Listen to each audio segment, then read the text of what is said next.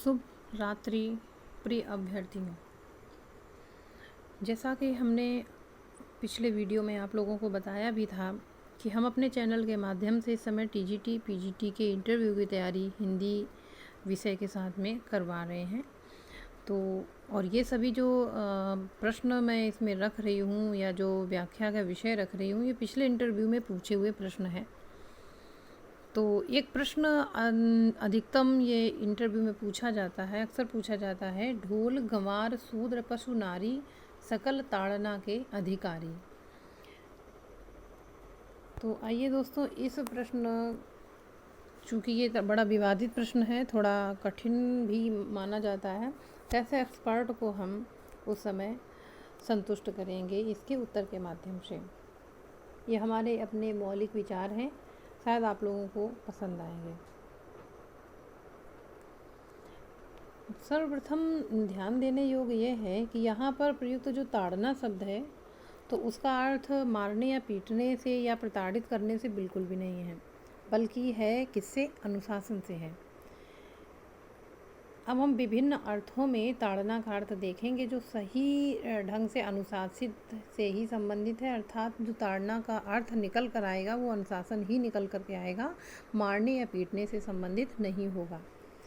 तो जो अपनी जो पंक्ति है, ढोल गंवार शूद्र पशु नारी, तो हम उसमें क्रमशः एक एक शब्द ले रहे हैं। सर्वप्रथम हम ले रहे हैं ढोल।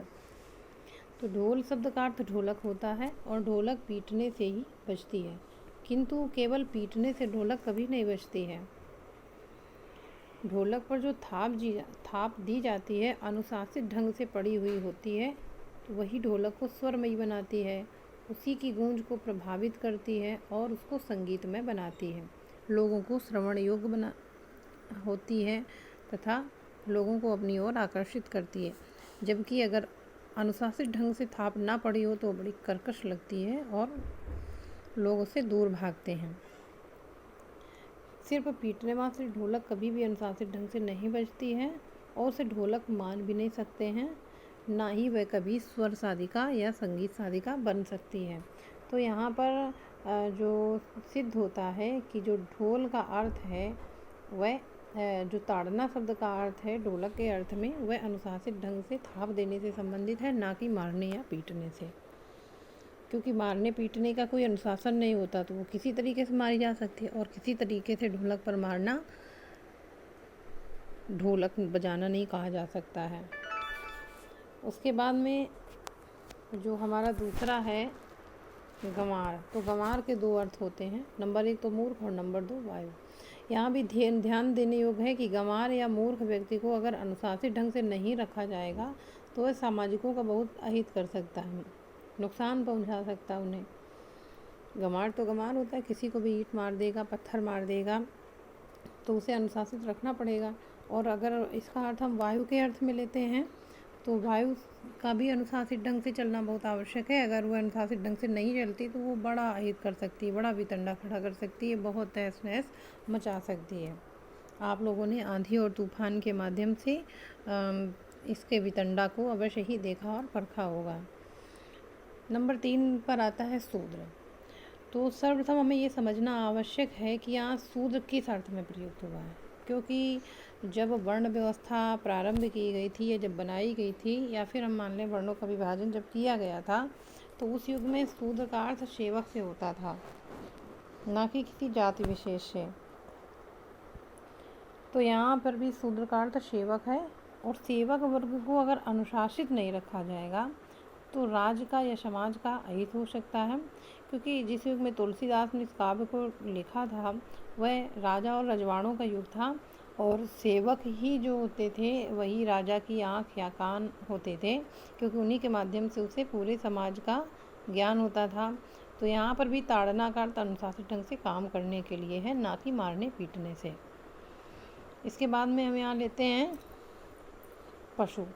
तो पशु के बारे में बहुत अधिक कहने की आवश्यकता भी नहीं है, क्योंकि पशु का तो आप लोग जानते ही हैं कि अगर अनुशासित नहीं रहेगा, चूँकि उसमें बल का आधिक्य रहता है, तो अगर वह अनुशासित नहीं रहेगा तो हमारा बड़ा अहित कर देगा, और अगर अनुशासित रहेगा तो वह हमारा हित करता है, क्योंकि पशुओं के माध्यम से हम एक बहुत बड़ी अर्थव्यवस्था को जीते हैं, संभालते हैं, लेकिन अगर उनका बल का प्रयोग अनुशासित ढंग से ना हुआ तो वही सारी अर्थव्यवस्था तो गड़बड़ा ही जाएगी, बल्कि हम लोग चोट भी खा जाएंगे।